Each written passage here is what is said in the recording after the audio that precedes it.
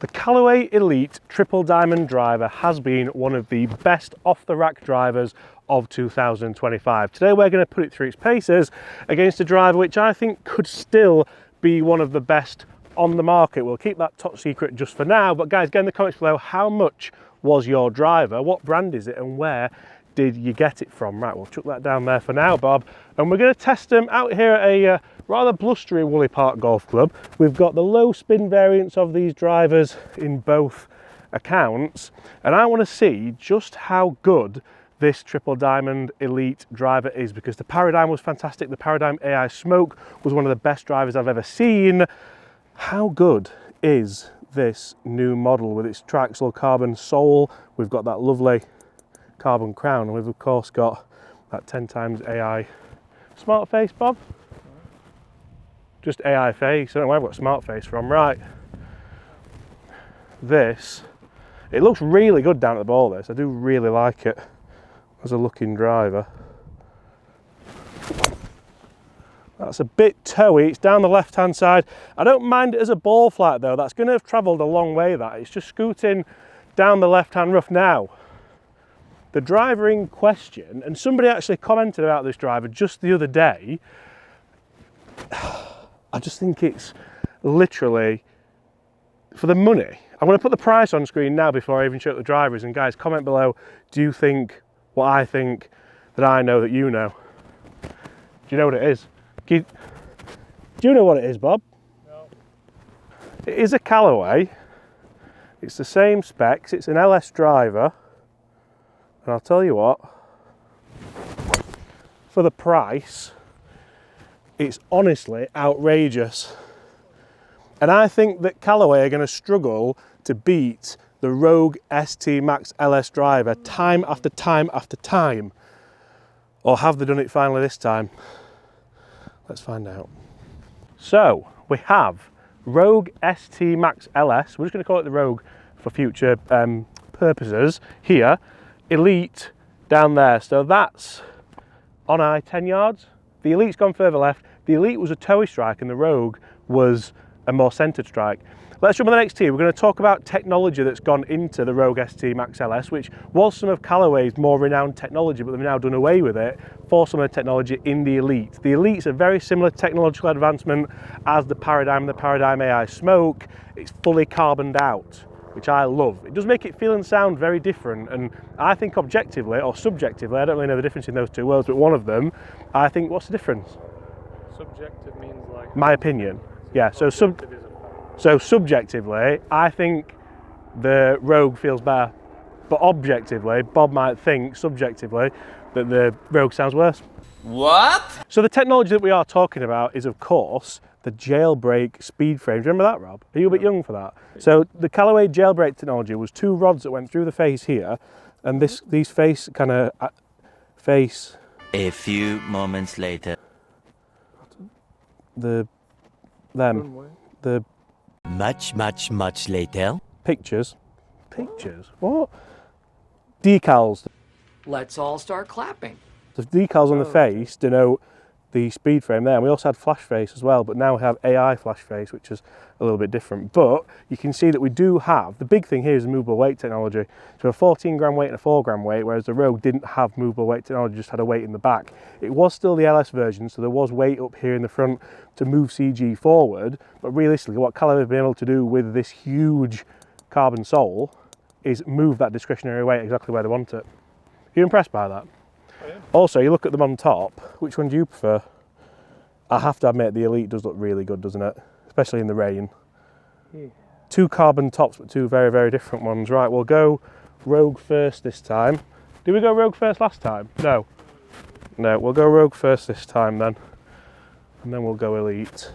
Some of the shots that I get and some of the ball speeds that I get with this Rogue are astronomical. They're really, really high, and that's why I think it's still such a good driver for the price. You can get like sub £200, which is absurd. But when you think it's 5 generations old, right, come on.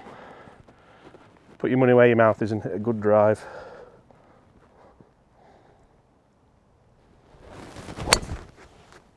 Ball left! That's not ideal. But that, in fairness, is the towy one that we hit with the Elite on the first hole. And it turned over quite a little bit more than what I would have anticipated. I don't think there was anyone over there, but always best to shout. Right, Elite. That's better. That's really good. That's the perfect line. It should just kick in from the right there. So 2 ever so slightly left. Are we getting that little bit more forgiveness with the Elite Triple Diamond? Should I even have a Triple Diamond in the bag? You see, at this time when the Rogue was coming out, the Triple Diamond was a tour only head. And I think Callaway realised that actually it's a bit of a marketing dream to be able to have a Triple Diamond out there because it sounds cool. We've even got a Triple Diamond ball now, haven't we? So very interesting. The Elite's going to have won that round. Let's go and find them and see by how much. I think I've been lucky there, but the first one with the Rogue has come out to the fairway. There is, however, a small matter of the mouse being in the car, but about a 90-yard difference there. That's obviously down to the kick out of the trees, but I'll tell you, how far has that Elite gone down this hole? Miles. That's gone absolutely miles. Let's talk some numbers, let's thrash them out, and then let's finish this on the 18th hole where we can put the cat amongst the pigeons, I think it's best. Is it time that I stop obsessing that this is the best driver? Now, when it comes to money, because money makes the world go round, doesn't it, Bob? What would you be spending yours on? Because I've tried to do these videos quite a few times and often they do really well. Oh, you're all right, Bob? When it comes to money that Bob's not going to be earning because he can't hold a camera, I'm joking. What do you think? Because I think so many people are sick and tired of being told that the latest TaylorMade, Callaway, Ping, Mizuno, PXG driver goes infinitely further if you come and spend £500–600. I think people have had enough. I think when you start saying, okay, we get a little bit more discretionary weight so we can move it around a little bit, you can maybe get a bit more forgiveness off the face. I think Titleist made a really good job of that by making the ball almost go that little bit straighter, bringing in that left to right dispersion just a little bit. I do feel like some of the bigger brands, and I don't just think Callaway here, I think a lot of them are struggling and just throwing lots of marketing terms at them, or at people, at me, at you, at Bob, at Brett. He's a sucker for a marketing term, isn't he?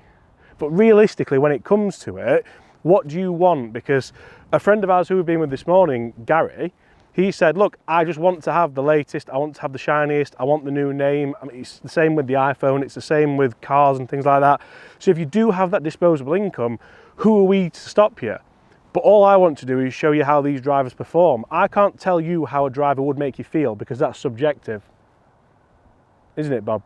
Sure. So realistically, if buying a new driver makes you want to go and play golf more, makes you want to go and practice more, makes you want to go and have lessons because you've heavily invested in that, that's absolutely fine. Is it going to go 10, 15, 20 yards further?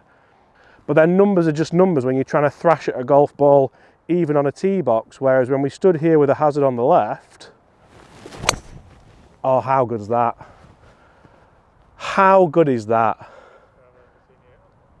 Bobby's just said that's the best drive he's ever seen me hit. And I'll tell you where that was out of, Bob.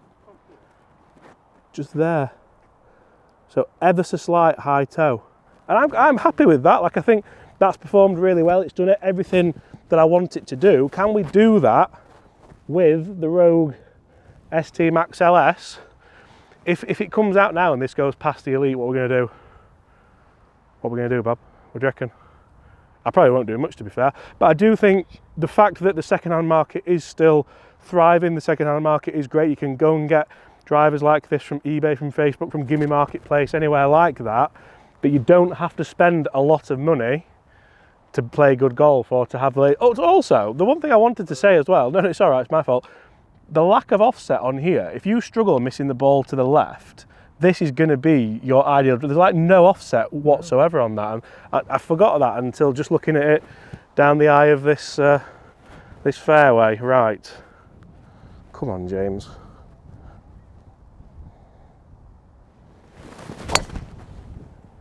That's almost as good. I've absolutely ripped that. It's not faded back. It should carry the hazard. Let's get down there and see. And I'll tell you what, strike-wise, pretty much the same. Just on one of the jailbreak technologies there, Bob. Has that helped? Let's get down there and find out.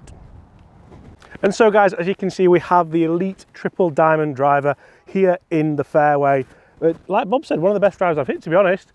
But the Rogue pretty much bang next to us, just over the hazard there on the left-hand side. Get in the comments below, where would you be spending your money in 2025 when it comes to a new driver? Guys, thanks for watching. Smash the subscribe button. I'll see you all at the same time tomorrow.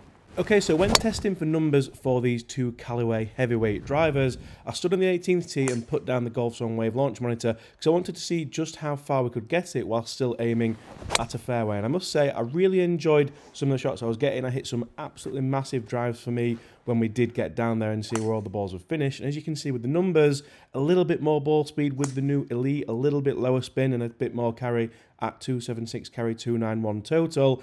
I do think that Rogue ST LS is standing up for the price that you can get it for, and I still think that's a fantastic place to put your money if you want a really good low spin driver. But as you can see, the new one just pips it.